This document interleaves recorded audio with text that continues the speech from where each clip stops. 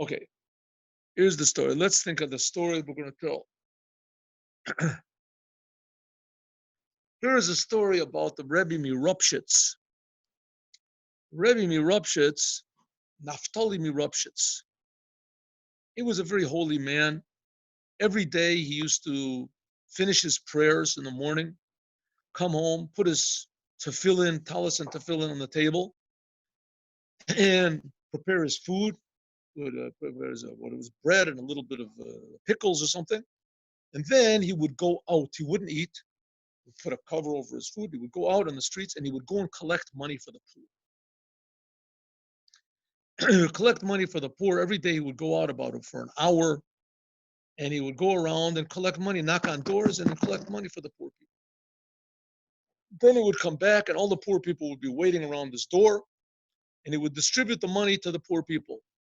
Poor people, families, widows, orphans, sick people, people that really needed his help. And only then would he sit down and eat his meal. Well, one day he finished all of his prayers, came home, put his tefillin down, got his food ready, went out and collected money, came back, distributed the money, and went to sit down to eat. Everybody, all the poor people left. And he went and washed his hands for bread. He was lifting his hands up saying, Baruch Atah. Suddenly he heard from behind him, oh. So he turned around to see what it was. There was one man standing at the door. And he said, went over, said, yes, sir. He said, listen, I'm sorry I came late, but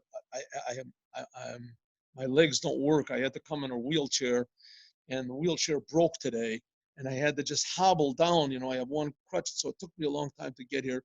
And I understand if you don't want to give me, I understand. No. He said, that's all right. He said, don't worry. He said, you're Mr. Whatever, Jones. You're the one with your family, with your wife is also sick, and you have 10 children. Yes, that's me. He says, okay, just wait 1 second.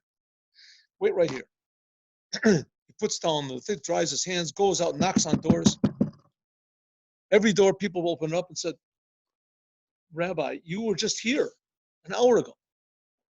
What are you doing? You haven't got anything better to do than to go around collecting money for people? I don't understand. Every day I give you, but twice a day. What do you want to do? Drive us crazy? I mean, I thought you were sitting and learning. I thought you were a big holy person. Okay, listen, I'll give you the money. So everybody that used to give whatever they used to give, they would give, let's say he would give $10, he gave $1. Every place he went, people yelled at him. The rabbi, come on, I work. Now, I'm not like you. I have a job to do. You're going to come and disturb me all the time. That's the way it was. Everybody yelled at him.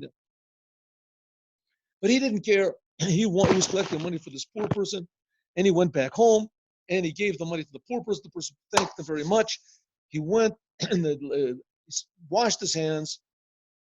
Was about to make the blessing. Baruch Atah. All of a sudden, he hears from behind him in the door, oh. So he turns around and he sees there's another person standing there. He goes over to him and says, excuse me, sir, I've already gone around twice today.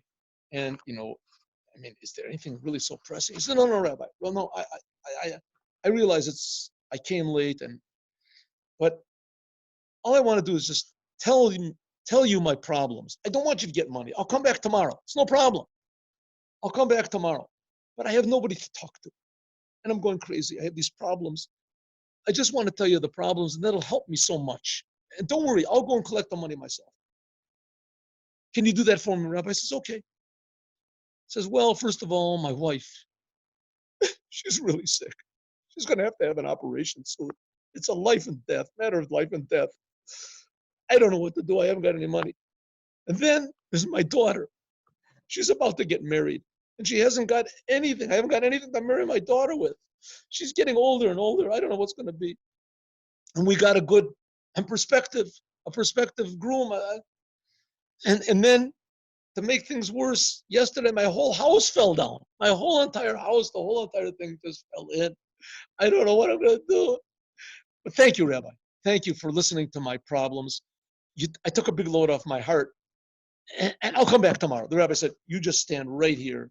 You don't move. I'm going to collect your money.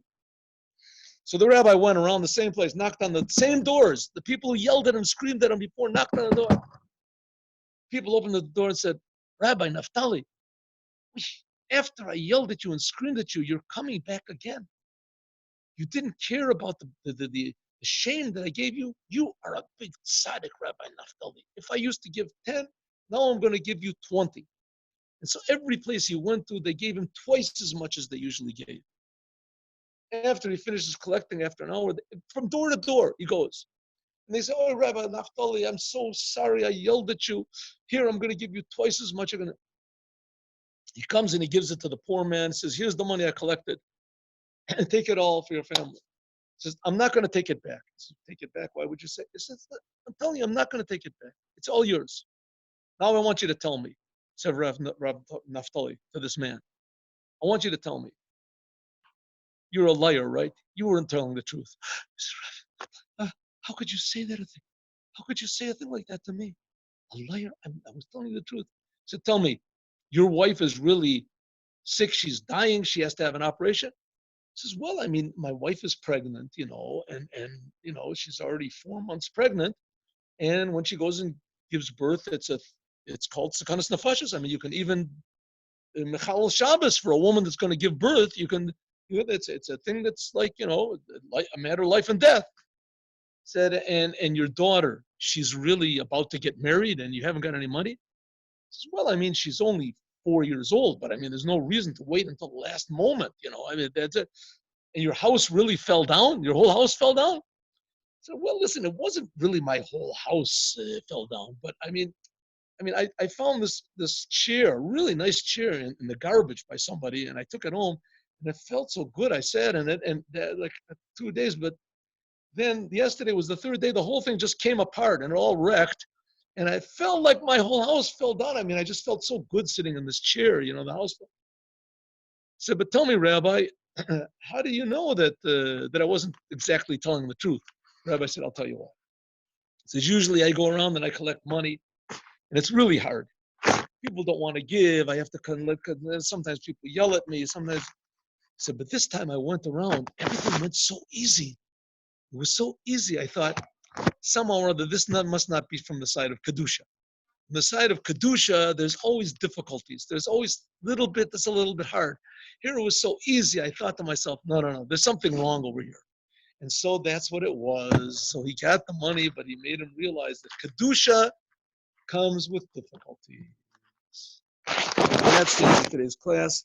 God bless you. See you all at 3 o'clock. 3 o'clock, we're going to learn Mishnah and Chumash and Shulchan Aruch.